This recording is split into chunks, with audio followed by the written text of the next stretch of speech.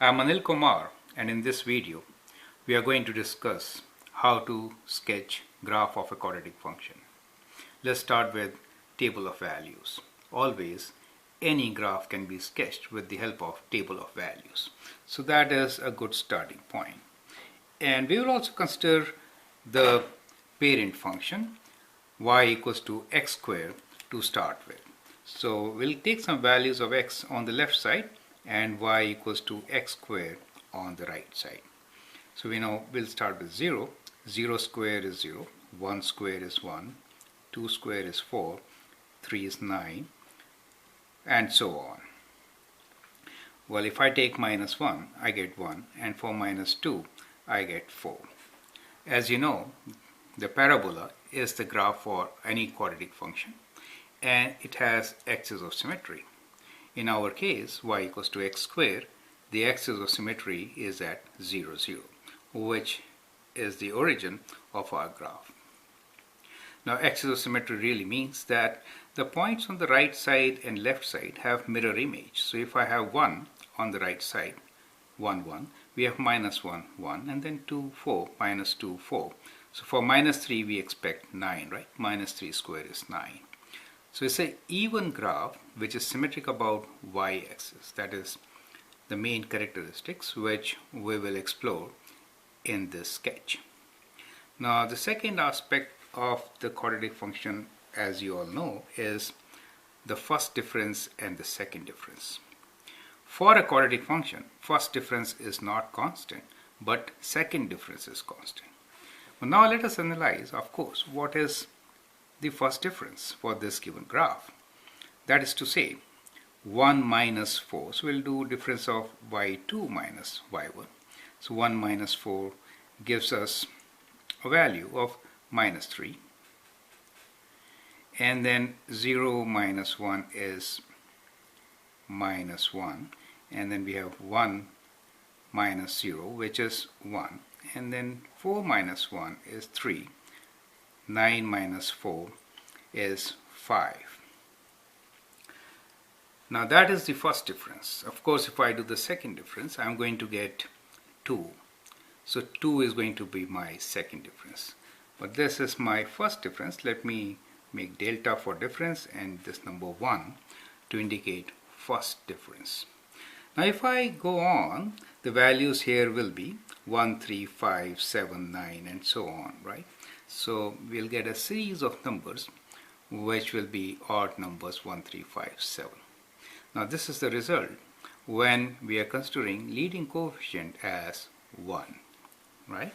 Now if I change my function and if I say or consider y equals to 2x squared, in that case, what is going to be my first difference? Well, in that case, if I sketch that graph, so let me write down the values for 2x squared. X squared is 4, 2x squared will be twice this, right? So it will be 8, and twice 1 is 2, twice 0 will be 0. 2 times 1 is 2, 2 times 4 is 8, and 2 times 9 is going to be 18. Now, in this case, what is the first difference? Find it out. So when we find it out, we get, let me do from here itself. 2 minus 0 is 2. 8 minus 2 is 6. 18 minus 8 is 10. So what you observe here is that there is a relation between the first difference of x squared and 2x squared. And the relation is that, you know, this difference, we can compare 1 times 2, 3 times 2, 5 times 2 is 10. So that also gets multiplied by 2. Do you see that? And you get the difference. So if you follow this pattern, then I think you've guessed it. If I have y equals to ax squared, in that case, the first difference should be how much? So first difference in this case should be from the vertex, if we see one side, right? So what I'm drawing here is trying to, we'll just draw a line here since this is the line of symmetry for us, correct? So from the line of symmetry, what we see is that the first difference really gets multiplied by a. So it'd be a times 1357, a times all this 135 and so on. Do you see that? So the first difference is a times 1357. Now this is what is most important to sketch a quadratic function, right? Now let's start sketching it.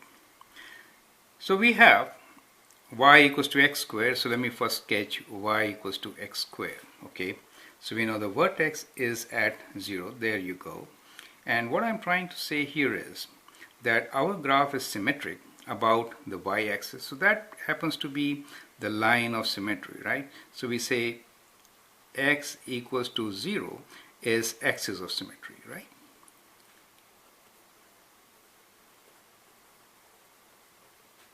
So if I sketch the right side, I know the left side will be mirror image. So I'm going to sketch the right side. At 0 the value is 0, at 1 it is 1. So at 1 it is 1, and at 2 it is 4. So there you go. At 3 it is 9, so it will be right there.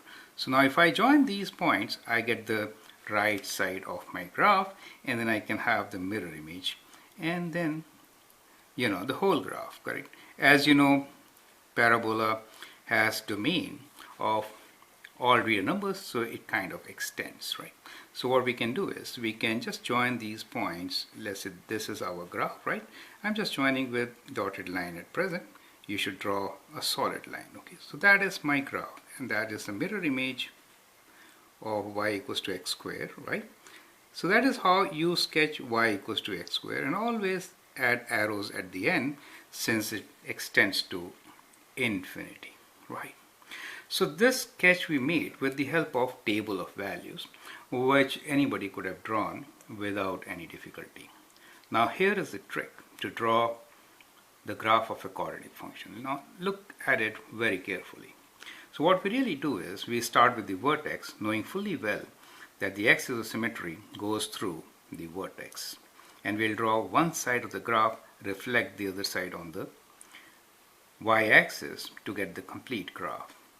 And what we are using here is first difference. So first difference, let me write first difference and vertex. So we are using these two things to sketch our graph. See how? So first thing, go to the vertex, which is 0, 0. Now first difference, as you know, is 1357. What does it mean? It means as you move one unit to the right, you have to go up by 1, then next unit to the right up by 3, next unit to the right up by 5, and so on, right? So let's see if we can match the points. If I move one unit right, the next point is 1 up, so that is the point. If I move one unit right again, then I have to go 3 up. So 1, 2, and 3. There we are. Then if we move one unit right, then we should be 5 up, correct? 1, 2, 3, 4, and 5. So like this, we can continue and get all our points. Now since we've got a point here, we know the mirror image, right? So we can make the mirror image with all our points. Once we have these points, we can join them with a solid line, right? So there you go. Remember, all polynomials, and for that matter parabola, which is also a polynomial representative, should have smooth curve without any breaks or sharp corners. So when you turn here, you should avoid any corner. So it should be a smooth curve like I've shown, right? So that's a rough sketch which explains you very clearly how to sketch a quadratic function, right? Now if instead of x squared I have 2x squared or something like that, then these steps will be multiplied by 2. Do you understand? So or if I have half x squared, let me now sketch a graph of y equals to half x squared. In that case, these steps will be half of 1357. So since a is half, steps will be half of 1357, right? So let's do half of these values as we move one unit right. The next point will be half, and then another unit right will be half of 3, which is 1 and a half. So half and 1. So there you go, right? So that's the next point, and corresponding point on the other side should be here, right? And this corresponding point is at -1, so it is down there, correct? Now next unit, half of 5, which is 2.5, right? So 1, 2.5, that is your point. And then half of 7, 3.5, right? So from here half, and then 1, 2, 3, that is the next point. So if you join these points, right, so you get the right side of half x squared, you see. And if I join these points, right, so 9 value will come at 4.5. So let me just bring it down here, which is a mirror, sorry, this is 4.5, which is a mirror image of this, right? And then you can join them. I'm just approximately continuing them like this. So that is how you can get quadratic function half x squared. In fact, if you understand the transformations, go to the vertex and then follow the steps to sketch the graph of the function. We'll discuss that part in the next video. I think these 2 minutes were worth spending to understand such an important concept, sketching a quadratic function. I hope you appreciate it. You can subscribe to my videos. I'm Anil Kumar, and understand the basics of all these functions. Thank you and all the best.